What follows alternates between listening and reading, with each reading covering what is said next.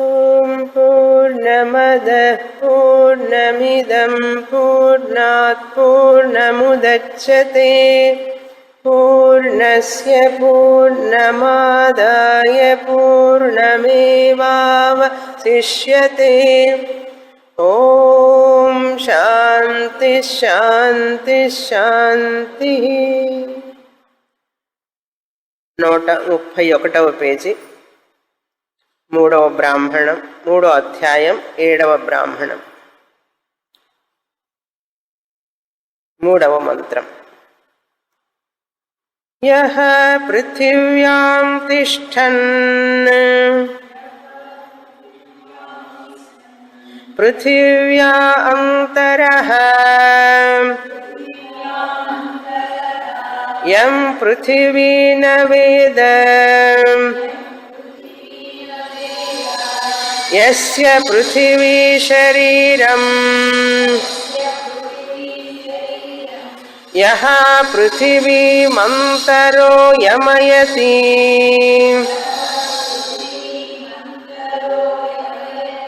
ఏషత ఆత్మా అంతర్యామ్యమృతః.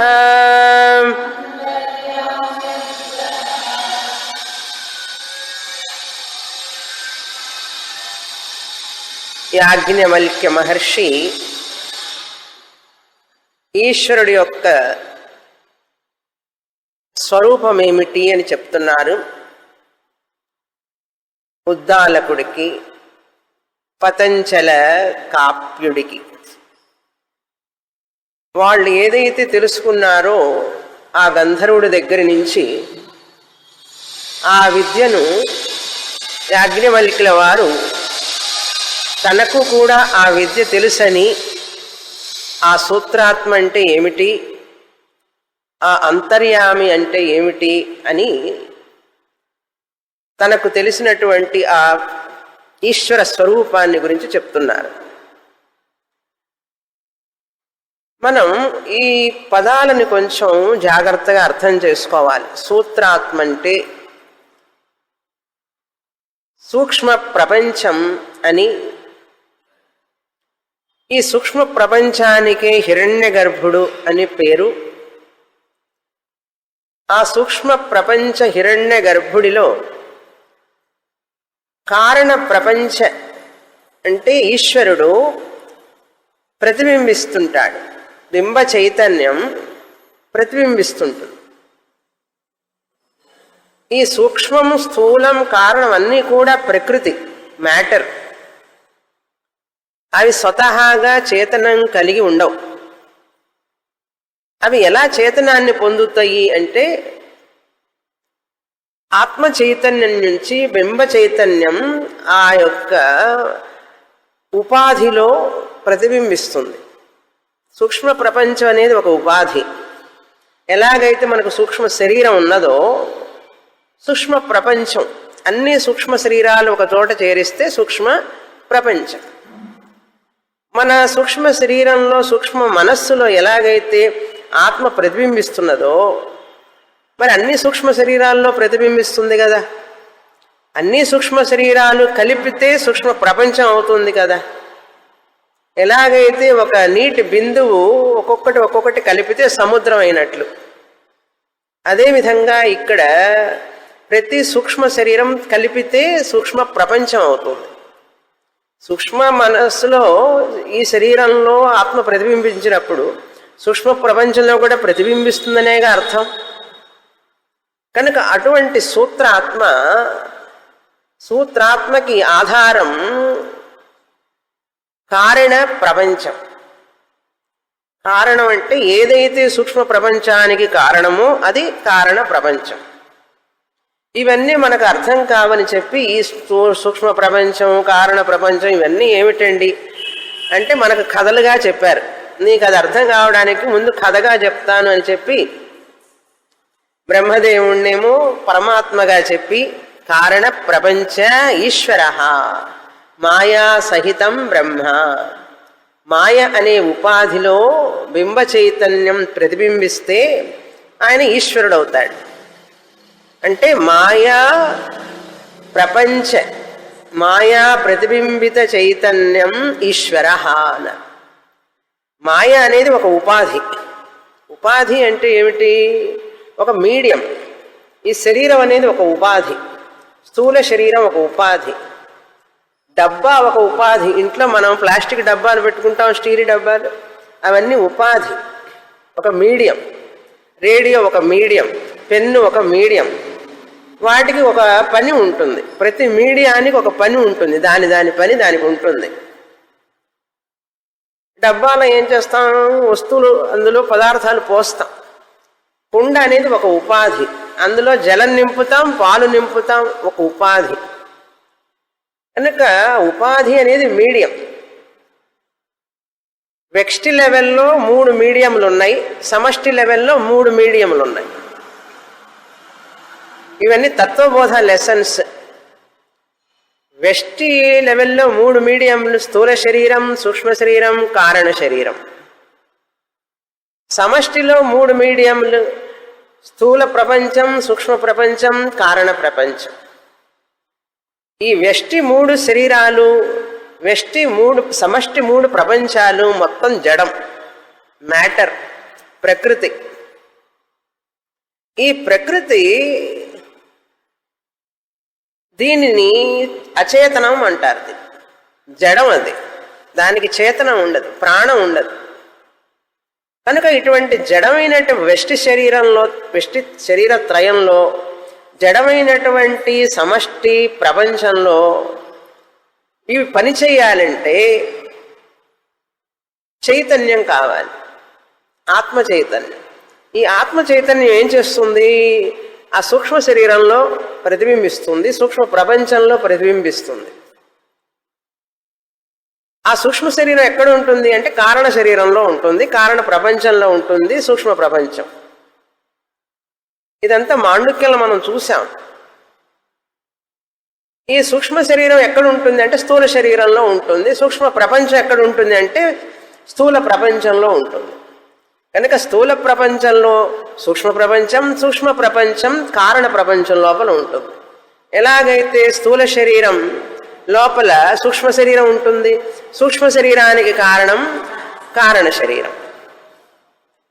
ఇవన్నీ కూడా పని చేయాలంటే చైతన్యం కావాలి. ఆత్మ చైతన్యం ప్రతిబింబిస్తుంది. దాన్ని మనం ఆర్సి అన్నాం ఇంగ్లీష్లో. రిఫ్లెక్ట్. ఎన్ని శరీరాలు ఉన్నాయి ఇప్పుడు? 3 శరీరాలు. ఒక్కొక్కడికి 3 శరీరాలు ఉన్నాయి.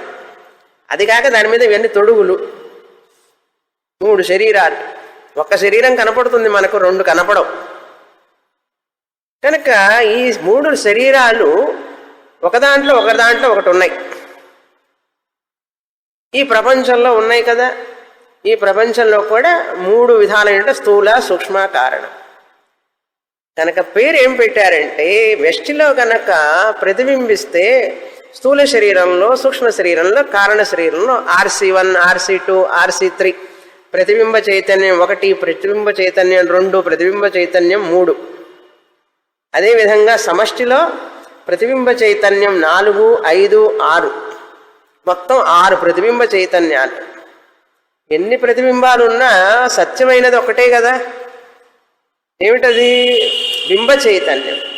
ఇప్పుడు 6 అద్దాలు ఉన్నాయి మన ముందు, మన ముఖం కనపడుతోంది. ఆ అద్దాల్లో 6 ముఖాలు కనపడినా కూడా నిజమైనటువంటి ముఖం ఏమిటి? ఒరిజినల్ ముఖం ఒక్కటే. అదేవిధంగా ఇక్కడ కూడా మనం ఇట్లా అర్థం చేసుకోవాలి.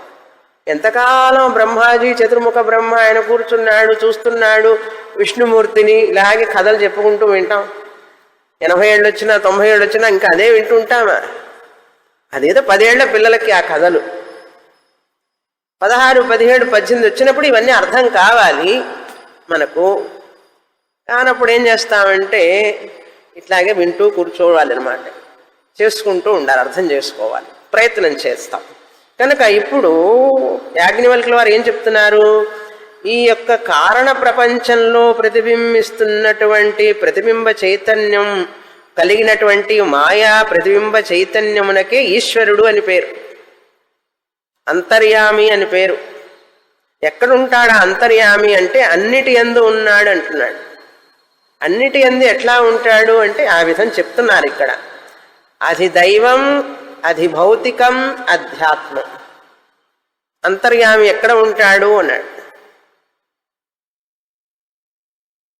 8వ అధ్యాయంలో అక్షరం బ్రహ్మ పరమం, అక్షరం పరం బ్రహ్మ అనేటువంటి పరమాత్మని స్వరూపం మనకి అంతర్యామి బ్రాహ్మణంలో చెప్పబడింది. అన్ని మతాలు దేవుణ్ణి అంగీకరిస్తాయి. ప్రతి మతంలో వాళ్ళ దేవుడు ఉంటాడు, వాడికి దేవుడు ఉన్నాడని, వాళ్ళు ఆయన అక్కడ ఉంటాడు, ఇక్కడ ఉంటాడని చెప్పి వాళ్ళ నమ్మకాలు ఉన్నాయి. కానీ మన హిందూ మతంలో, హిందూ ధర్మంలో ఏం చెప్పబడిందంటే దేవుడు అనే విషయం వేదాల మీద ఆధారపడి ఉన్నది. మనకు వేదం ఏం చెప్తున్నది దేవుడి గురించి, వేదం ఏం మాట్లాడుతోంది దేవుడి గురించి అనేది మనకి ఇక్కడ చెప్పబడింది. అద్ధి దైవంలో ఉంటాడు అంతర్యామి అన్నాడు. భగవంతుడు అంతటా ఉంటాడా, ఉండడా? అంతటా ఉన్నాడు. అంతటా ఉన్నప్పుడు అది దైవంలో కూడా ఉంటాడు. అది దైవం అంటే ఏమిటండి అని అడిగితే ఇక్కడ 3వ మంత్రం నుంచి 13వ మంత్రం దాకా అది దైవం. అంతర్యామి అది దైవంలో ఉంటాడు. ఎవరైతే అది దైవంలో ఉండి పరిచయిస్తుంటాడో వాటిని ఆయన అంతర్యామి. తర్వాత 14 నుంచి మళ్ళీ 14 ఒక్క మంత్రం అధిభూతం. అధిభూతం అంటే జీవరాశులు. ఏ జీవరాశుల్లో ఈ అంతర్యామి ఉంటాడో ఆ జీవరాశులన్నీ కూడా అధిభూతం, చెట్టుతో సహా. 14వ మంత్రం. 15 నుంచి 23 దాకా అధ్యాత్మం. అన్ని ఇంద్రియాలలో కూడా ఆయనే ఉంటాడు అని మనకు చెప్పబోతున్నారు. ఇప్పుడు చదువుతాం.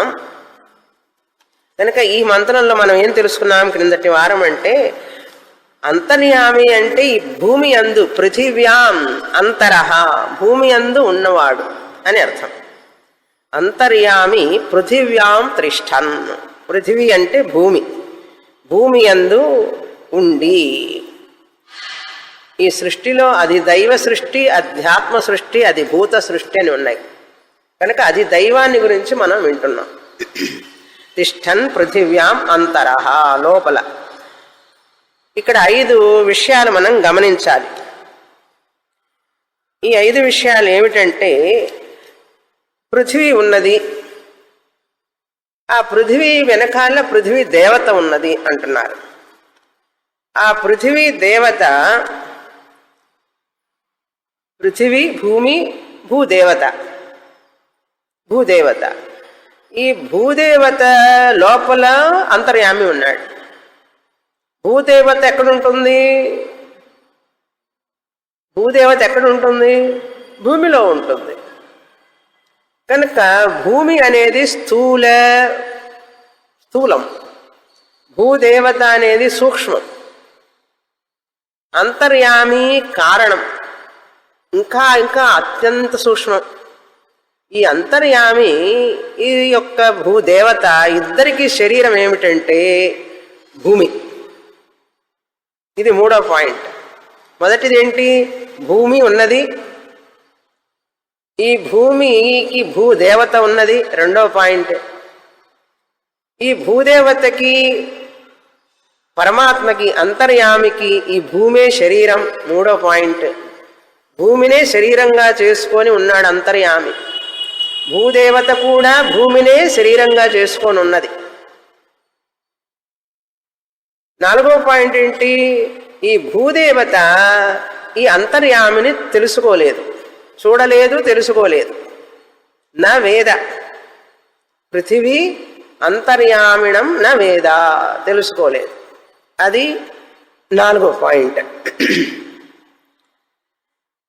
ఎలాగైతే మన శరీరంలో జీవుడు ఈ శరీరాన్ని ఆశ్రయించి ఉన్నాడు, అదేవిధంగా అంతర్యామి కూడా ఈ శరీరాన్ని ఆశ్రయించి ఉన్నాడు.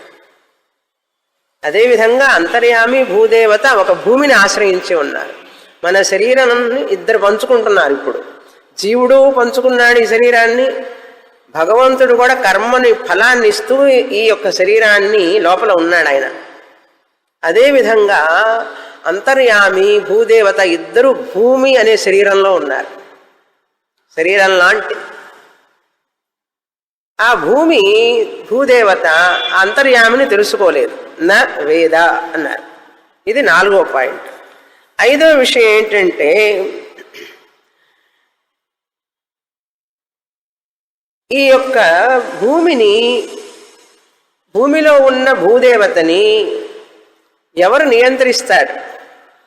ఈ భూమి మీద జరిగేటటువంటి అన్ని క్రియలు, పనులు, భూమి వలన జరిగేవన్నీ కూడా నియంత్రించేది ఆ అంతర్యామి. లా ఆఫ్ కర్మ, దాని ప్రకారంగా ఆయన నియంత్రిస్తాడు. ఈ విధంగా మీరు అన్నిటికీ చెప్పుకోవాలి. ఆ 13వ శ్లోకం మంత్రం దాకా ఏమేమి వస్తాయంటే తర్వాత అప్సు అన్నారు, జలం గురించి చెప్తున్నారు. ఇప్పుడు పృథివీ అయిపోయింది. ఈ 5 పాయింట్లు ప్రతి మంత్రానికి అప్లై చేసుకోవాలి. జలానికి కూడా, నీటికి కూడా అట్లాగే అప్లై చేసుకోవాలి. ఎట్లా? జల దేవత ఉన్నది, జలం ఉన్నది. జలం అంటే తెలుసుగా, నీరు ఉన్నది. నీటికి అధిష్టాన దేవత ఉన్నది, జలదేవత. ఆ జలదేవత లోపల అంతర్యామి ఉన్నాడు. ఈ అంతర్యామి జలదేవత ఇద్దరికి జలమే శరీరం. ఈ జలదేవత అంతర్యామిని తెలుసుకోలేదు. ఈ జలదేవతని, దాని యొక్క పనిని నియంత్రించేవాడు అంతర్యామి. 5 పాయింట్లు జలానికి సప్లై చేసుకోవాలి. తర్వాత వాయువు, తర్వాత అగ్ని, అట్లా చెప్పుకుంటూ వస్తూ ఉన్నారు. చదువుతాం అన్ని మంత్రాలు వరుసగా 13వ మంత్రం దాకా ఇదే విషయం. మీకు మంత్రం చదివేటప్పుడే తెలిసిపోతుంది. 4వ మంత్రం యోప్సు తిష్టన్నభ్యోంతరః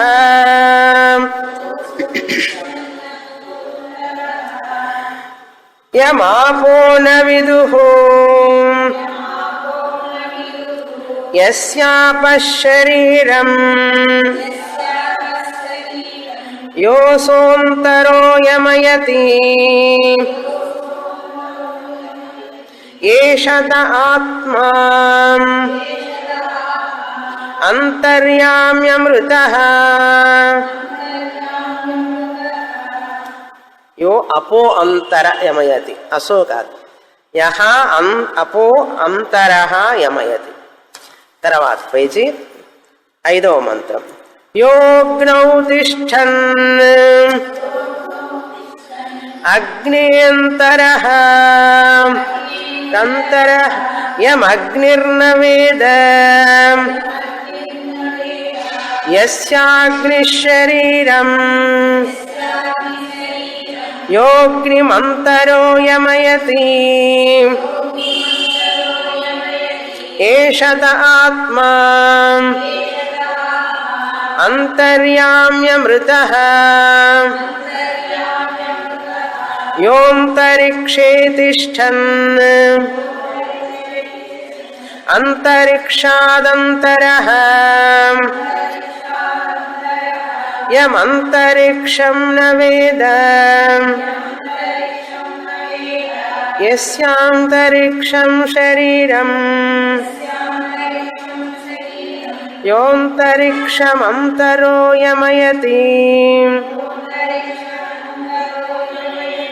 ఏషత ఆత్మాంతర్యామ్యమృతః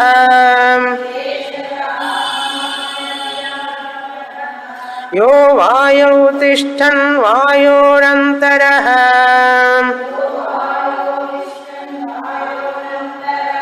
యం వాయుర్న వేద యస్య వాయుః శరీరం యో వాయుమంతరో యమయతి ఏషత ఆత్మాంతర్యామ్యమృతః యో దివి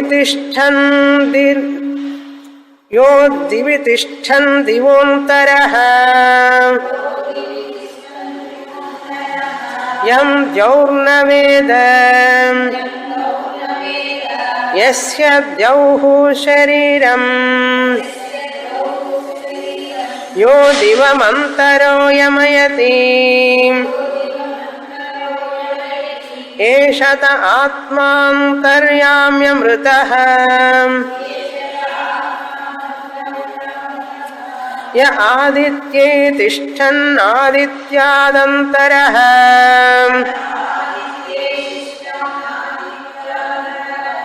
యమాదిత్యో న వేద యస్యాదిత్యః శరీరం య ఆదిత్యమంతరో యమయతి ఏషత ఆత్మాంతర్యామ్యమృతః యో దిక్షుర్తిష్టన్ దిగ్భ్యోంతరః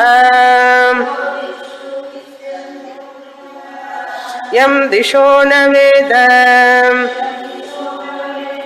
యస్య దిశః శరీరం యో దిశోంతరో యమయతః యమయతి ఏషత ఆత్మాంతర్యామ్యమృతః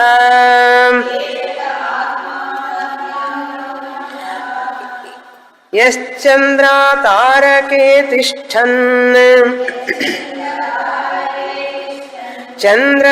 చంద్రతారకాదంతరః యం చంద్రతారకం న వేద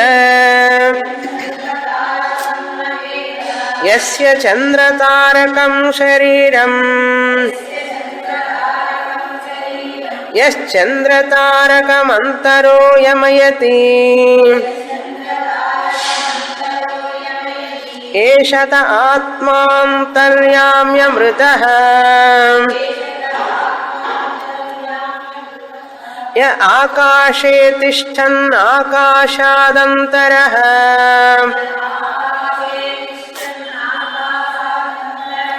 యమాకాశో న వేద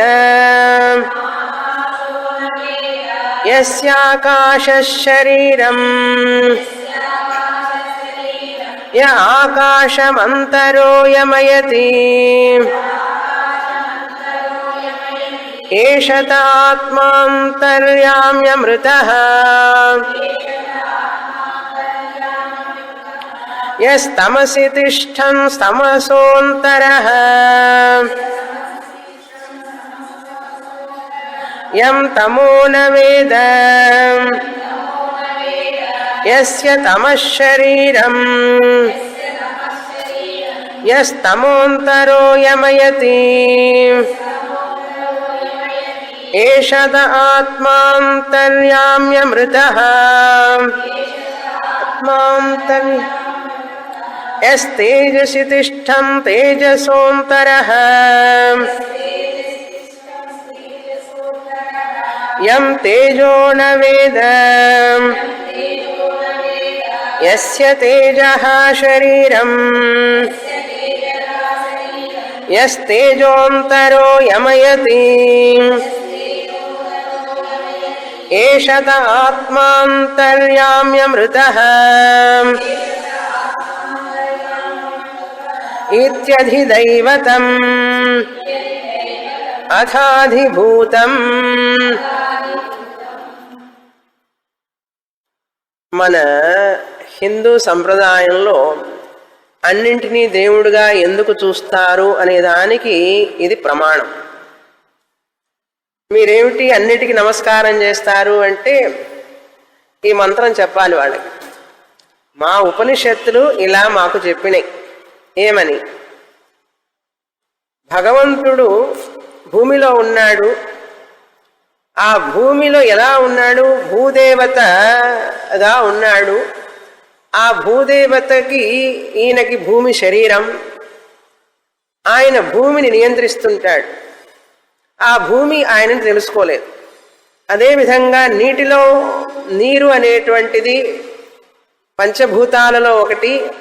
ఆ నీటికి ఒక దేవత ఉంటుంది, జలదేవత.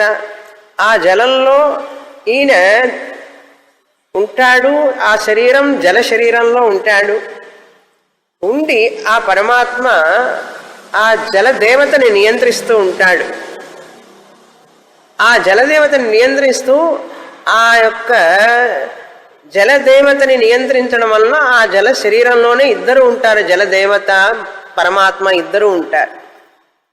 ఇలా చెప్తున్నప్పుడు మనకేం తెలుస్తుంది? జలానికి నమస్కారం చేస్తాం మనం.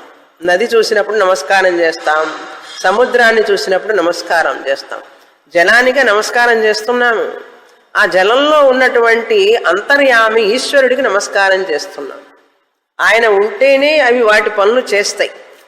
నీరు ప్రవహించడం అనేటటువంటిది ఆ భగవంతుడి యొక్క శక్తి కనుక ఆయన ఆ రూపంలో ఉన్నాడు, ప్రవాహ రూపంగా ఉన్నాడు.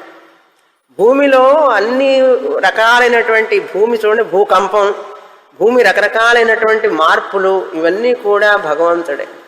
తర్వాత అగ్ని, భూమి జలం అయిన తర్వాత అగ్ని, అగ్నిలో కూడా ఆయనే ఉన్నాడు. అగ్ని శరీరంగా చేసుకొని ఉన్నాడు. అగ్ని దేవతని నియంత్రిస్తూ ఉంటాడు. అగ్ని ఆయన్ని తెలుసుకోలేదు. అదేవిధంగా ఆకాశం, వాయువు చెప్పారు, వాయువులో ఉన్నాడు. వాయు దేవత, వాయు పరమాత్మ వాయువుని శరీరంగా చేసుకొని ఉన్నారు. అందుకని వాయువుకు నమస్కారం చేస్తాం. నమస్తే వాయు త్వమేవ ప్రత్యక్షం బ్రహ్మాసి. కనుక ఈ వాయువు అనేటువంటిది కూడా ఆ పరమాత్ముడికి శరీరం, వాయుదేవతకి శరీరం. వాయువు ఆయన్ని తెలుసుకోలేదు. ఆకాశం, ఆకాశం పరమాత్మకి అంతర్యామికి శరీరం. ఆ ఆకాశ దేవతకి కూడా ఆకాశం శరీరం. ఆకాశం పరమాత్మని తెలుసుకోలేదు. ఆ పరమాత్మ ఆకాశాన్ని తన యొక్క పనిని చేసేటట్లుగా ఆయన నియమిస్తాడు, నియంత్రిస్తాడు. తర్వాత చెప్పింది సూర్యుడు, చంద్రుడు, నక్షత్రాలు, అంతరిక్షం అన్నీ కూడా చెప్పారు. ఇప్పుడు దిక్కులు కూడా 10 దిక్కులు ఉన్నాయి. ఈ దిక్కులన్నీ కూడా దిక్కులే పరమాత్మకి శరీరం. అందుకే దిక్కులకు కూడా నమస్కారం చేస్తాం మనం. అన్ని దిక్కులకు తిరిగి నమస్కారం చేస్తాం.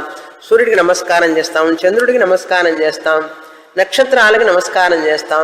అన్ని నక్షత్ర దేవత, సూర్య దేవత, చంద్ర దేవత. ఆ దేవతలన్నీ నియమించేవాడు పరమాత్మ అంతర్యామి, వాళ్ళ లోపల ఉన్నాడు అని ఇంతవరకు చెప్పుకుంటూ వచ్చింది. మన భారతదేశంలో అన్ని పరమాత్మ స్వరూపంగా చూడడానికి కారణం ఏమిటంటే మనకు వేదాలే ప్రమాణం, ఉపనిషత్తు ప్రమాణం. మన పిల్లలు అడిగితే ఏం చెప్తారు మీరు? ఏమిటి అన్నిటికీ నమస్కారం చేస్తా ఉన్నారు. అన్నీ భగవంతుడే అయినప్పుడు నమస్కారం చేయకుండా ఎట్లా ఉంటాం? భగవంతుడు అంటే మనం శంకు చక్రాలు పట్టుకొని నిల్చుంటాడు అని అనుకుంటాం. చెట్టు, పుట్ట, గుట్ట, మట్టి అన్ని రూపాలలో ఆయనే ఉన్నాడు. అది భారతీయ తత్వం, హైందవ తత్వం, ధార్మిక వైదిక ధర్మం. అది వైదిక తత్వం. అది మనం తెలుసుకున్నా తెలుసుకోకపోయినా మన పెద్దలు చెప్పడం వలన ఇప్పటికీ నమస్కారం చేస్తున్నాం. కానీ రాబోయే తరాల వాళ్ళకి కూడా అది తెలియాలంటే ఈ విషయం మనం చెప్పాలి.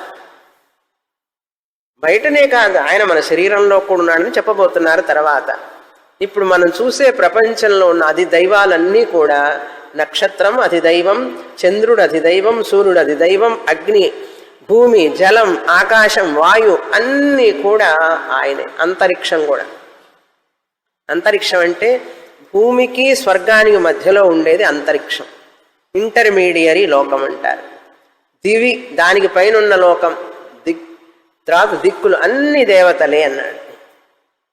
33 కోట్ల దేవతలు చూసారా? ఇవన్నీ కలిపితే 33 కోట్లు అవుతాయా? అవవా? అన్ని దేవతలు. ఆ దేవతలందరినీ నియమించేవాడు అంతర్యామి భగవంతుడు. ఎలా నియమిస్తాడు? వాళ్ళ కర్మల ప్రకారం వాడిని నియంత్రిస్తూ ఉంటాడు ఆయన. వాళ్ళెవ్వరూ కూడా ఆ దేవతలు ఈయనని తెలుసుకోలేరు. కనుక పొద్దున్నే భూమి మీద కాలు పెట్టేటప్పుడు ఏం నమస్కారం చేస్తాం? సముద్ర వసనే దేవి పర్వతస్థన మండలే విష్ణుపత్ని నమస్తుభ్యం పాదస్పర్శం క్షమస్వమే అని నమస్కారం చేస్తాం. ప్రతిదికి దానికి నమస్కారం చేస్తామండి. నమస్కారం చేస్తే నీకేంటి నష్టం? మనమేం తప్పు చేస్తున్నామా? అన్నిటినీ గౌరవించడంలో తప్పు ఏమిటండి? దేన్ని కించపరచకుండా అన్నిటినీ గౌరవంగా చూడడంలో దైవికంగా భక్తితో చూడడం దోషమా? మరి అది మంచిదాన్ని దోషంగా కనపడుతోంది జనానికి. ఎవరికి కనపడుతుంది దోషంగా? మూర్ఖులకి, అజ్ఞానులకి, అవివేకులకి కనపడుతుంది. వివేకులకి, జ్ఞానులకి, తెలివిగల్ల వారికి, సంస్కారవంతులకి అట్లా అనిపించదు. వాళ్ళకన్నీ భగవంతుడే. అర్థమైందా? ఇంతవరకు అది దైవం అయిపోయింది. తర్వాత 15వ మంత్రంలో 14వ మంత్రంతో చూడండి, రాత్రి దేవత, చీకటికి దేవత. చీకటి ఉన్నది. తమస్సు అంటే ఇక్కడ ఒక కరెక్షన్ ఉంది. 13వ మంత్రంలో ఎస్ తమస్సి తిష్టన్ 134వ పేజీ 13వ మంత్రం కనపడిందా? ఎస్ తమస్సి తిష్టన్ సామ అనేది ఒకటి ఎక్స్ట్రా ఉంది, తీసేయండి. అది స్తమసో అంతరః. సామ అనేది ఒకటి తీసేయండి. తిష్టం తర్వాత 2 అక్షరాలు ఉన్నాయి, స మ, 2 తీసేయండి. తీసేస్తే తిష్టం స్తమసో అంతరః సరిపోతుంది. తమస్సు అంటే చీకటి దేవత ఉంటుంది. ఆ చీకటి దేవతకి అంతర్యామికి శరీరం ఏమిటంటే చీకటి, రాత్రి. అందుకని రాత్రి దేవత అంటాం. ఏమంటే రాత్రి కూడా దేవత అంటారు ఏమిటంటారు? అంటాము దేవత. ఆ రాత్రి దేవతకి అంతర్యామికి చీకటి అనేదే శరీరం. అలా అంతలో ఉండి ఆయన ఆ దేవతని నియంత్రిస్తూ ఉంటాడు అంతర్యామి. ఆ రాత్రి అనే చీకటి అనేటువంటిది అంతర్యామిని తెలుసుకోలేదు. చీకటి చెప్పారు, వెలుగు చెప్పరా అన్నారు. తేజస్సి తర్వాతది 14వ మంత్రంలో తేజస్సు అని చెప్పారు. చూడండి, తేజస్ తిష్టన్ అంటే తేజస్సులో ఉంటూ, అంతరః యః తేజః న వేద, యం తేజః న వేద, ఎవరినైతే తేజస్సు తెలుసుకోలేదో ఆయన అంతర్యామి. తర్వాత యస్య తేజః శరీరం, ఎవరికైతే తేజస్సు శరీరంగా ఉన్నదో, యః తేజహో అంతరః యమయతి, తేజస్సులో ఉండి ఆ తేజస్సు యొక్క దేవతని నియంత్రించేవాడు. చూడండి, ఇదే పదాలన్నిటికీ. అందుకని ప్రతిదానికి చెప్పలా మీకు, అదంతా మీ హోంవర్క్. వాయువుకి, ఆకాశానికి, అన్నిటికీ సప్లై చేసుకోవాలి మనం. అంతర్యామి, ఈ అంతర్యామి అమృత, ఆయన జ్ఞానస్వరూపుడు. భగవంతుడు ఆయనకి ఎప్పుడు వచ్చిందండి జ్ఞానం అని అడగకూడదు. ఆయన ఎప్పుడు జ్ఞానస్వరూపుడే. అమృత నిత్యం శాశ్వతం. భగవంతుడు నిత్యం, నిత్యుడు, శాశ్వత స్వరూపుడు. జ్ఞానం ఉంటుంది ఎప్పుడు. ఆయన మనకు ఈ శరీరంలో మనం ఏం జరుగుతుందో తెలియదు, మనకు ఎప్పుడు ఏం జరుగుతుందో తెలియదు. కానీ మన కర్మల ద్వారా నియంత్రిస్తూ ఆయన మన శరీరంలో ఉన్నాడు పరమాత్ముడు. అందుకని లోపల కూడా ఉన్న పరమాత్మకి నమస్కారం చేస్తూ ఉంటాం. అందుకని మనిషిని చూడంగానే ఒక వ్యక్తిని ఏం చేస్తాం మనం? నమస్తే అంటాం. ఆ నమస్తే అంటే శరీరానికి నమస్కారం చేస్తున్నాం, ఆ శరీరంలో ఉన్నటువంటి పరమాత్మకి నమస్కారం చేస్తున్నాం. ఇది భావన. హలో అనేది మన సంప్రదాయం కాదు, నమస్తే ఇదే మన సంప్రదాయం. అందుకని మన యొక్క ఆచార వ్యవహారాలలోనే మన యొక్క సంప్రదాయం, మన యొక్క శాస్త్రాలు అన్నీ వ్యక్తమవుతుంటాయి. ఇప్పుడు ఈ నమస్తేలు వ్యక్తం అయిందా లేదా? బృహదారణ్యకోపనిషత్తు వ్యక్తం అయిందా లేదా ఈ నమస్కారంలో? చూడండి, విదేశీయులందరూ ఈ దేశానికి వచ్చి నేర్చుకుంటారు, నమస్తే అంటారు వాళ్ళు. మన వాళ్ళేమో నమస్తే వదిలిపెట్టి హాయ్ అంటూ మొదలుపెట్టారు. చిన్మయానందుల వారు హాస్యంగా చెప్తుంటారు, ఏమిటి హాయ్ హాయ్ అంటే మేమైనా గుడ్లు అంటే, ఆవులు గేదెల్ని తోలినట్టుగా హాయ్ హూయ్ అంటే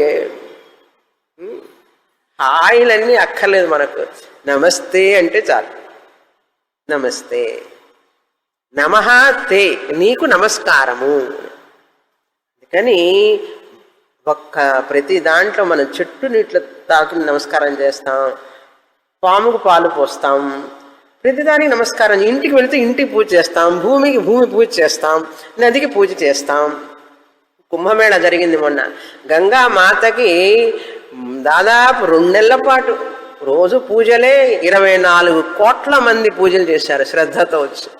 ఒకళ్ళు ఇద్దరు కాదు, 1000 10,000 కాదు, 24 కోట్ల మంది. ఊహించండి.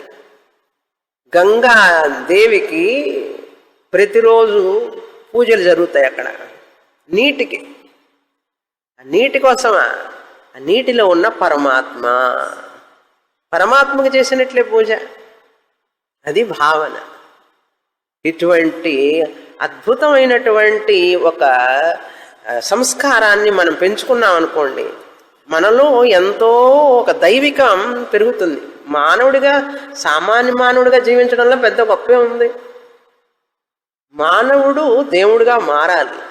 దానికోసం మనకి ఇవన్నీ ఇచ్చారు. ఇప్పుడు ఇంతటితో అది దైవం అయిపోయింది కదా. అది దేవత ఉండడం వలన అది దైవం అన్నాం. అది భూతం అంటున్నాం. ఈ శరీరాలు, జీవరాశులు. ఈ జీవరాశులు ఏమిటి? 15వ మంత్రం చదువుతాం. యః సర్వేషు భూతేషు తిష్టన్ సర్వేభ్యో భూతేభ్యః అంతరః యం సర్వాణి భూతాని న విదుః యస్య సర్వాణి భూతాని శరీరం య సర్వాణి భూతాన్ అంతరో యమయతి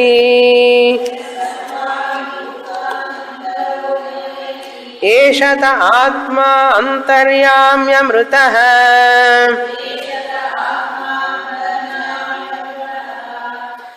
ఇత్యధిభూతం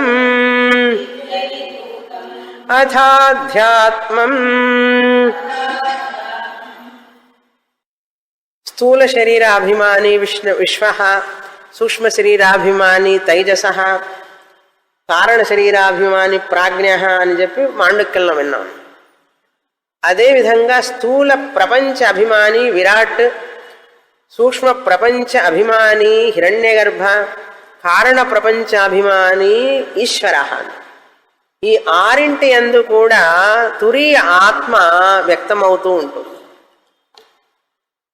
ఆ తురీయ ఆత్మ వ్యక్తమవుతున్నది కనుకనే ఈ యొక్క అంతర్యామి ఈశ్వరుడికి అన్నిటి యందు ఉన్నాడు అని మనం చింతిస్తూ ఉంటాం ఎప్పుడు.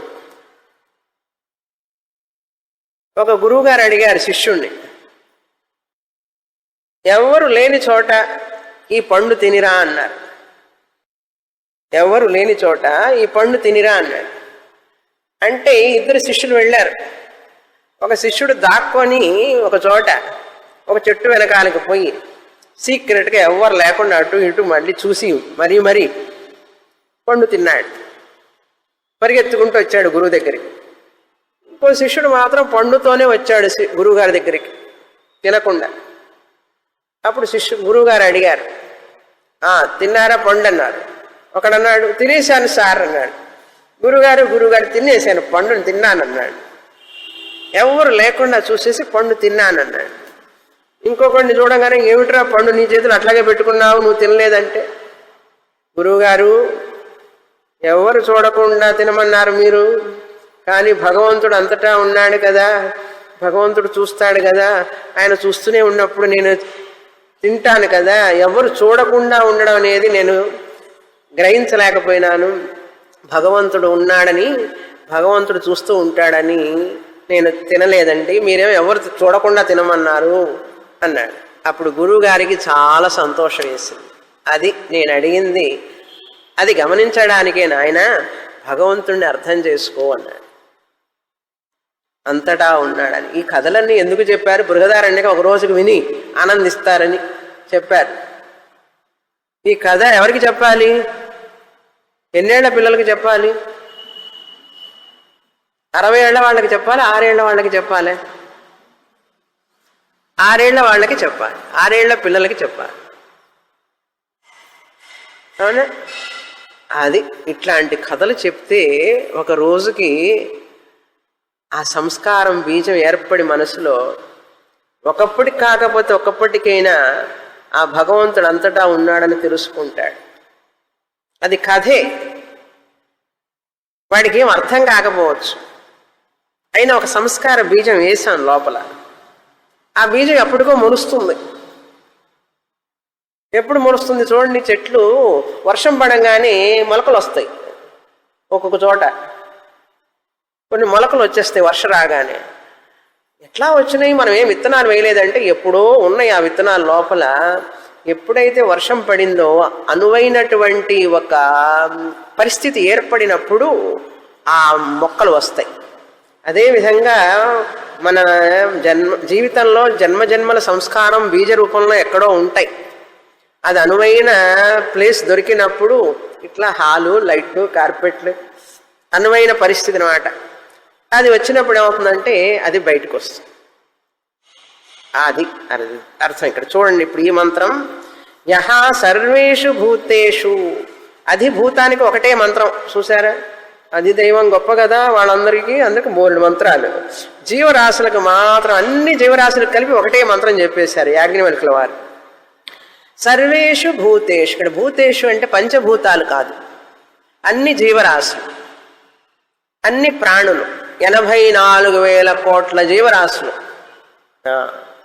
ఇందాక 33 కోట్ల దేవతలు అన్నామా, మేమేం తక్కువ తిన్నామా ఏమిటని చెప్పి మనం కూడా డబుల్ 84,000 కోట్ల జీవరాశుల్లో చుట్టుతో సహా, చెట్టు కూడా జీవుడే కదా, అందరి యందు అధిభూతేషు తిష్టన్ ఉండి, సర్వాంతర్యామి అందులో ఉండి, సర్వేభ్యో భూతేభ్య అంతరః, అన్ని జీవరాశుల యందు ఉంటాడు. అప్పుడు మనిషి కూడా జీవరాశా కాదా?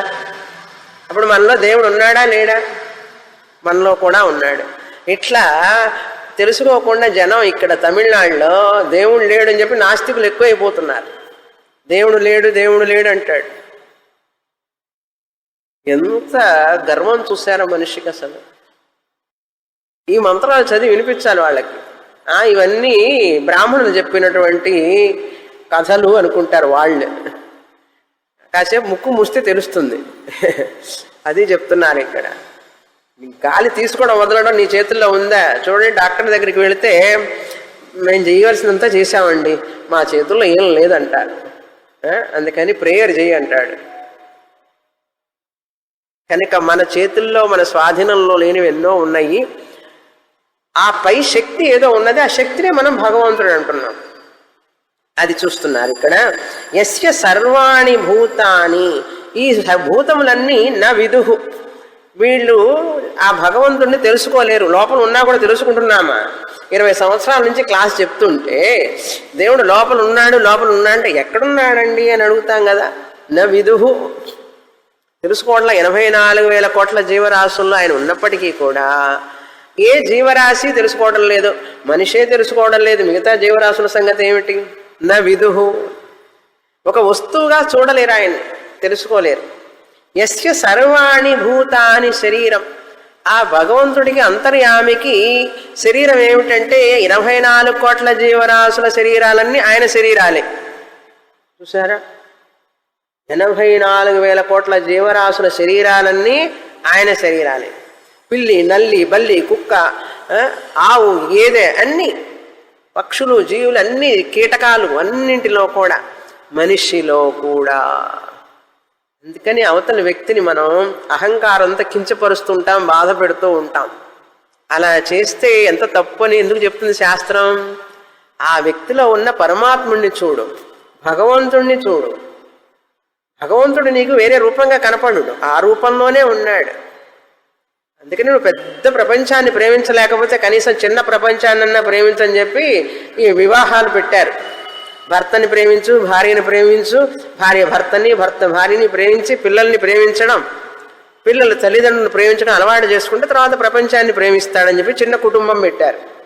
వీడి చిన్న కుటుంబంలోనే ప్రేమించడం జాత కావడం లేదు, ఇంకా పెద్ద ప్రపంచాన్ని ఏం ప్రేమిస్తాడు?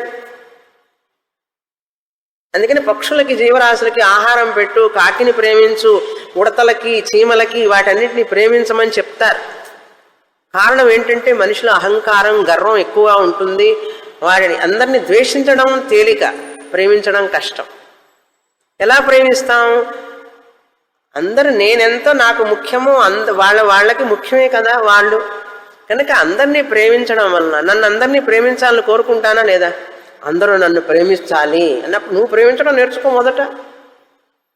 ఎవరు నన్ను తిట్టకూడదు, నువ్వు తిట్టకుండా ఉండు. అందరూ నాతో నవ్వుతూ మాట్లాడాలి, నువ్వు నవ్వుతూ మాట్లాడు. ముందు ఏదైతే నువ్వు అందరి నుంచి కోరుకుంటావో అది నువ్వు ముందు చెయ్యి. అలా చేయడం మొదలు పెడితే నువ్వు ఎవరి నుంచి ఏమి ఆశించవు. నీ ముఖం ఎట్లా ఉంటే అదే కదా కనపడుతుంది అద్దంలో. నువ్వు నవ్వుతూ ఉంటే అందరు నవ్వుతూ ఉంటారు. నువ్వు సీరియస్గా ఆనంద ముఖం పెట్టుకొని ఉంటే అందరూ సీరియస్గానే ఉంటారు. నాతో ఎవరు మాట్లాడటం లేదు, నాతో ఎవరు ప్రేమగా ఉండటం లేదంటే నువ్వు ఉండడం మొదలుపెట్టు. నేను ఉంటూనే ఉన్నానండి అంటాం, మనల్ని మనం సమర్థించుకుంటూ ఉంటాం. అందుకని ప్రేమించడం అనేది వాళ్ళు ప్రేమిస్తే నేను ప్రేమించడం కాదు, వాళ్ళు నవ్వితే నేను నవ్వడం కాదు, వాళ్ళు నన్ను ఆదరిస్తే నేను ఆదరించడం కాదు. వాళ్ళు ఆదరించినా ఆదరించకపోయినా, ప్రేమగా చూసినా చూడకపోయినా ప్రేమించడం నా గుణం, ఆదరించడం నా గుణం.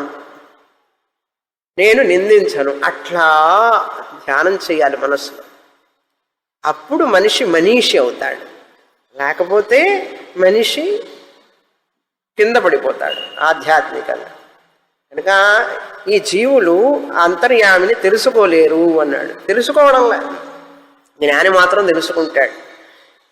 ఆయన ఏం చేస్తున్నారు? అంతర్యామి జీవుల్లో ఉండి వీళ్ళ కర్మని మన ఫ్రీ విల్ని ఉపయోగించుకుంటాం. మన వాసనల ద్వారా మనం పనిచేస్తూ ఉంటాం. మన చేతులు అంతవరకే ఉంది. కానీ ఈ శరీరం ఎంతకాలం ఉండాలి, ఎక్కడ ఉండాలి, ఏం చేస్తుంది, ఇది ఎలా చేస్తుందని నియంత్రించేది మన కర్మ. ఆ కర్మని డ్రైవ్ చేసేవాడు అంతర్యామి. మన కర్మని ఆయన చేతిలో పెట్టుకుంటాడు. దాని ప్రకారంగా ఈ శరీరం నడుస్తూ ఉంటుంది. యమయతి అంటే అది. మరి అందరూ పాపకర్మలు చేస్తున్నారు కదండి, ఆయన ఉన్నా కూడా లోపల. ఎందుకు చేస్తున్నారంటే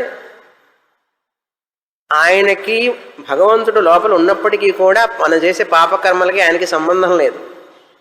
పాపకర్మలు మనం ఎందుకు చేస్తామంటే పాప భూయిష్టమైనట్టు ఆలోచనలు ఉండడం వల్ల. మన ఆలోచనలు తప్పుగా ఉంటే పాపకర్మలు చేస్తాం, తప్పుడు పనులు చేస్తాం, అధర్మమైన పనులు చేస్తాం. కనుక దానికి ఆయన కారణం కాదు. భగవంతుడు లోపల ఉన్నప్పటికీ కూడా ఆయనకి ఎటువంటి కనెక్షన్ లేదు, సంబంధం లేదు మనం చేసే చెడు పనులకి. ఆయన లోపల ఉంటే నేను ఎందుకు చెడు పనులు చేయాలి, ఆయనకు తెలియదా నన్ను ఎందుకు చేయిస్తున్నాడు? ఆయనేం చేయించడు. నీకు అహంకారం వలన, రాగద్వేషాల వలన, గర్వం వలన నువ్వు తప్పులు చేస్తున్నావు. కానీ ఆయన అంటనట్టుగా ఉంటాడండి లోపల, చూస్తూ ఉంటాడు నువ్వు చేసేవన్నీ కూడా. నేను చూస్తుంటే నన్ను కరెక్ట్ చేయొద్దు అన్నాడు. నీకు ఫ్రీ విల్ ఇచ్చాడు కదా, ధర్మశాస్త్రం ఇచ్చాడు కదా. ఇప్పుడు రోడ్డు మీద వెళ్తున్నాం, రోడ్డు క్రాస్ చేస్తున్నాం, పోలీసు వాడు నన్ను పట్టుకోవచ్చు కదా అంటే ఎందుకు పట్టుకోవడం? రూల్స్ తెలియదా, ట్రాఫిక్ రూల్స్ తెలియదా, ట్రాఫిక్ సిగ్నల్ తెలియదా? నన్ను నియంత్రించవచ్చు కదా ఆయన అన్నాడు. నీకంటూ ఒక బుద్ధి ఇచ్చాడు కదా భగవంతుడు, అది నువ్వు పాటించాలి. అక్కడ ప్రతిసారి వచ్చి పోలీసు వాడిని నువ్వు పట్టుకొని లాగడు. అయ్యయ్యో బండి వస్తుంది జాగ్రత్త జాగ్రత్త అని లాగుతాడా? జీబ్రా క్రాసింగ్ పెట్టారు కదా, రెడ్ లైట్ పెట్టారు కదా, రూల్స్ రెగ్యులేషన్స్ నీకు తెలుసు కదా, నీకు ఒక ఇంగిత జ్ఞానం ఇచ్చాడు కదా భగవంతుడు. పోలీసు వాడు ఏం చేస్తుంటాడు? అక్కడ నుంచి చూస్తూ ఉంటాడు అంతే. ఇంకా ఆయన కూడా ఇక్కడికి వస్తాడేంటి, మన దగ్గరికి రాడు, చూస్తూ ఉంటాడు అనమాట. అట్లాగే పరమాత్మ కూడా నీకు ధర్మశాస్త్రం ఇచ్చాడు, నీకు ఫ్రీ విల్ ఇచ్చాడు, నీ యొక్క బుద్ధిని పనిచేసేటట్లుగా నీకు ఒక స్వాతంత్ర్యాన్ని ఇచ్చాడు. దాన్ని చక్కగా ఉపయోగించు, ధర్మ ప్రకారంగా నడు. అప్పుడు ఆ ధర్మానికమైనటువంటి కర్మల వలన నీకు మంచిని చేస్తాడు భగవంతుడు. నీ కర్మలన్నీ అక్కడ చిట్టా చేరతాయి. తర్వాత నువ్వేమేమి తప్పులు చేస్తావో, ట్రాఫిక్లో అందరినీ ఓవర్టేక్ చేసుకుని పోతున్నావు అనుకో, ఆయన అన్ని నోట్ చేసుకుంటాడు. అక్కడ సీసీ కెమెరా మాదిరి ఆయన అన్ని కంప్యూటర్లో నోట్ అయిపోతాయి. అప్పుడు ఏం చేస్తాడు? ఓహో నువ్వు ఈ కర్మ చేశావు కదా, పనిష్మెంట్. ఇట్లా అన్నమాట. భగవంతుడు ఆ విధంగా మనల్ని మన కర్మల ద్వారా మనల్ని నియంత్రిస్తాడు, అంతేకాని ఆయనకేం సంబంధం ఉండదు. ఆత్మ అంతర్యామి, ఆయన అమృత స్వరూపుడు. మన అమృత స్వరూపమా? ఈ శరీరం అమృత స్వరూపం కాదు, కానీ ఆయన లోపల ఉన్నటువంటి పరమాత్మ అమృత స్వరూపుడు. తర్వాత మంత్రం చదువుతాం మళ్ళీ. ఇక్కడ 16 నుంచి 23 దాకా, 23 రెండో లైన్ దాకా అది అధ్యాత్మం. అధ్యాత్మం అంటే మన శరీరంలో ఈ జీవులలో ఉన్నటువంటి ఇంద్రియాలు, సూక్ష్మ శరీరం. 16వ మంత్రం 135వ పేజీ. య ప్రాణే తిష్టన్ ప్రాణాదంతరః యం ప్రాణో న వేద యస్య ప్రాణః శరీరం యః ప్రాణమంతరో యమయతి ఏషత ఆత్మాంతర్యామ్యమృతః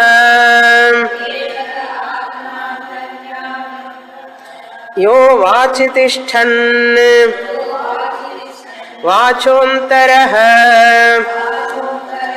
యం వాంగ్వేద వాంగ్ యస్య వాక్శరీరం యం వాంగ్ న వేద యస్య వాక్శరీరం యో వాచమంతరో యమయతి ఏషత ఆత్మాంతర్యామ్యమృతః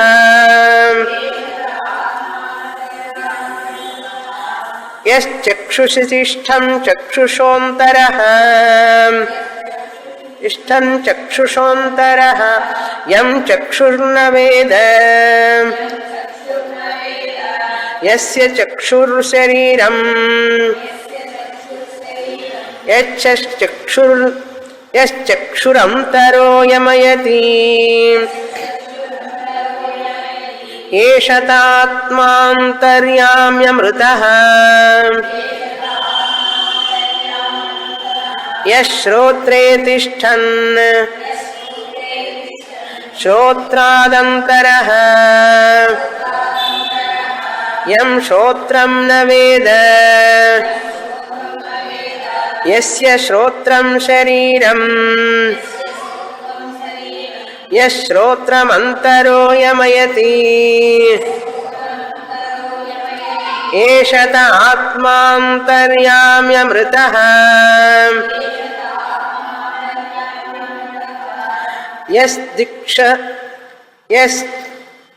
యస్త్వచిసి తిష్టన్. ఇంకోటి ఉంది కదా, ఓకే. యో మనసి తిష్టన్ మనసోంతరః యం మనో న వేద యస్య మనః శరీరం యో మనోంతరో యమయతి ఏషదాత్మాంతర్యామ్యమృతః యస్త్వసితిష్టన్ త్వచోంతరః స్త్వచోంతరః యం త్వక్ న వేద యస్య త్వక్ శరీరం యస్త్వచమంతరో యమయతి స్త్వచమంతరో యమయతి ఏషత ఆత్మాంతర్యామ్యమృతః యో విజ్ఞానే తిష్టన్ విజ్ఞానాదంతరః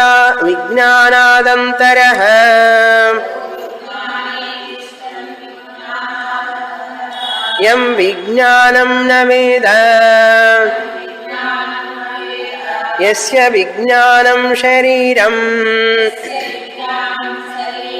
యో విజ్ఞానమంతరో యమయతి స ఏషత అంతర్యామ్యమృతః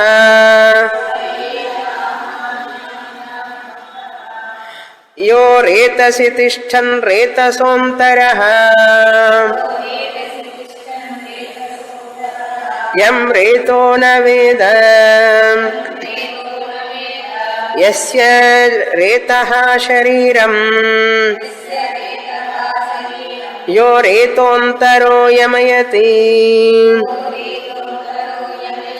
ఏషత ఆత్మాంతర్యామ్యమృతః.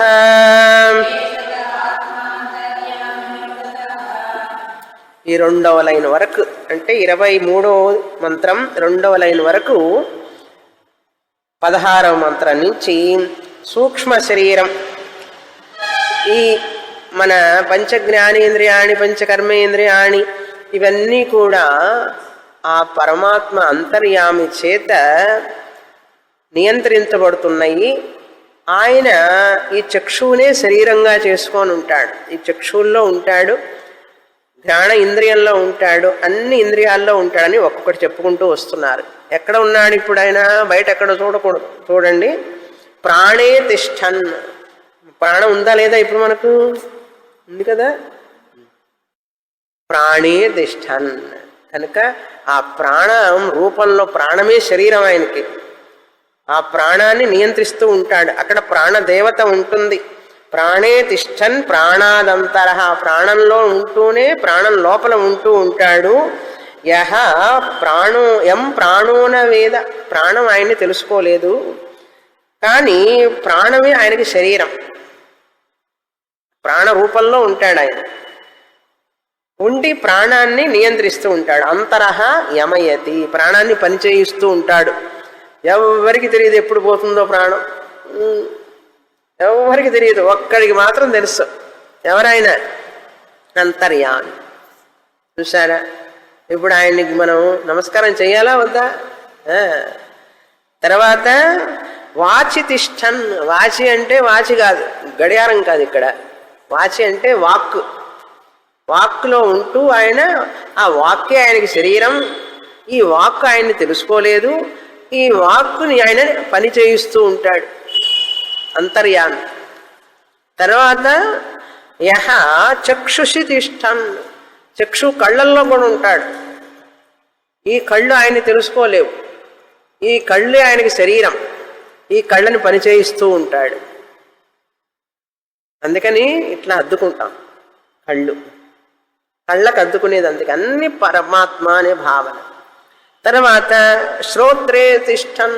శ్రోత్రం అంటే ఏమిటి? చెవులు.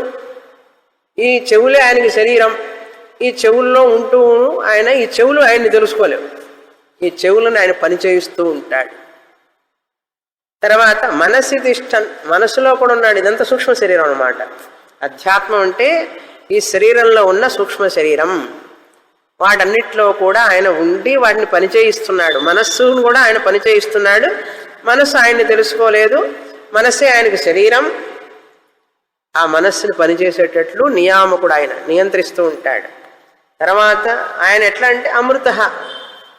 తర్వాత త్వచ అంటే స్కిన్, ఈ చర్మం, ఈ చర్మమే ఆయనకి శరీరం. ఈ చర్మం ఆయన్ని తెలుసుకోలేదు. స్పర్శ అన్నమాట. చర్మం అంటే ఇది కాదు, స్పర్శ ఇంద్రియం. ఆయన దీన్ని పనిచేయిస్తూ ఉంటాడు. తర్వాత విజ్ఞానం, బుద్ధి, బుద్ధి కూడా ఆయన పనిచేయిస్తుంటాడు, అందులో ఉండి అన్నాడు. తర్వాత రేతస్, పురుష బీజం, అందులో కూడా ఆయన ఉంటాడు, నియంత్రిస్తూ ఉంటాడు. ఇదంతా కూడా అధ్యాత్మం. కనుక ఇప్పుడు భగవంతుడు ఎక్కడున్నాడు అంటే, నువ్వు ఎక్కడ లేడో చెప్తే నేను ఎక్కడ ఉన్నాడో చెప్తా తర్వాత అన్నాడు. ఎక్కడ లేడో నువ్వు చెప్పలేవు అంటే అంతటా ఉన్నాడని అర్థం. ఒకడెవరో రాశాట, గాడ్ ఈజ్ నో వేర్ అని రాశాడు గోడ మీద. నాస్తికుడు గాడ్ ఈజ్ నో వేర్, దేవుడు ఎక్కడా లేడు అని రాశాడు. ఇంకొకడు వచ్చి ఆస్తికుడు ఏం చేశాడు, కొంచెం కామా పెట్టాడు పక్కన. గాడ్ ఈజ్ నో వేర్ అన్నప్పుడు ఆ డబ్ల్యూ పక్కన కామా పెడితే ఏమైంది? నౌ హియర్, ఇప్పుడే ఇక్కడే ఉన్నాడు. పూర్ణమద పూర్ణమిదం పూర్ణాత్ పూర్ణముదచ్యతే పూర్ణస్య పూర్ణమాదాయ పూర్ణమేవావశిష్యతే. ఓం శాంతి శాంతి శాంతి. హరి ఓం. శ్రీ గురుభ్యో నమః. హరి ఓం.